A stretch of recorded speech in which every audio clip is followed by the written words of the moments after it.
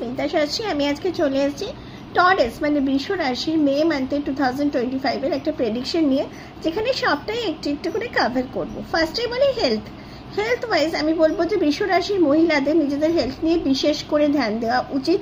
তোমাদের এই সময় কিন্তু উইকনেসের প্রবলেম হতে পারে, যাদের মানে অ্যাংজাইটি, মেন্টাল অ্যাংজাইটির সমস্যা আছে এবং নার্ভ রিলেটেড ইস্যু একটু ডিস্টার্ব করতে পারে, কিন্তু বেশি সময়ের ব্যাপার নেই, আস্তে আস্তে সেটা ঠিক হয়ে যাবে। সেকেন্ড উইকে তাদের ঘুমজনিত সমস্যা অলরেডি রয়েছে, তাদের ঘুমজনিত সমস্যা মিটবে এবং তোমাদের ভালো স্যাটিসফ্যাক্টরি ঘুম মানে নিদ্রা হবে।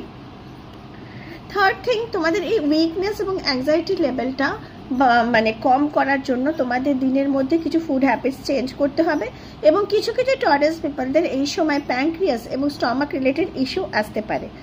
তারপরে নেক্সট যেটা বলছি সেটা হচ্ছে ওয়ার্ক লাইফে এই সময় যেটা হবে সেটা হচ্ছে যে তোমাদের ওয়ার্কে ডিপার্টমেন্টের মধ্যে তোমাদের একটা রেকগনিশন থাকবে, তোমাদের কাজ সাকসেসফুল হবে এবং সেই কাজটা সাকসেসফুল হওয়ানোর জন্য তোমরা যতটা বেশি উদ্দীপনা মানে রাখবে, সেই উদ্দীপনাটা তোমাদের কাজে দেবে, মানে তোমাদের ফেভারেবল হবে।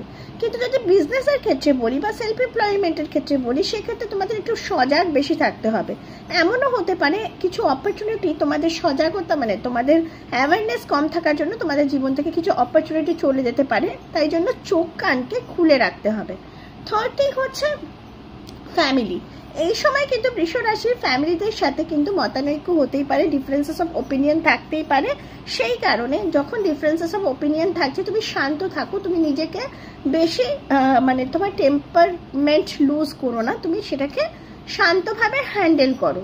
এবার যদি ফিনান্সের কথা বলি, ফিনান্স তোমার ঠিকঠাক থাকবে, কিন্তু তারপরেও তোমার মনে হবে যে কোথাও যেন একটা ফিনান্সের ডেফিসিয়েন্সি দেখতে পাওয়া যাচ্ছে এবং সেটা নিয়ে তোমার একটা অ্যাংজাইটি থাকবে।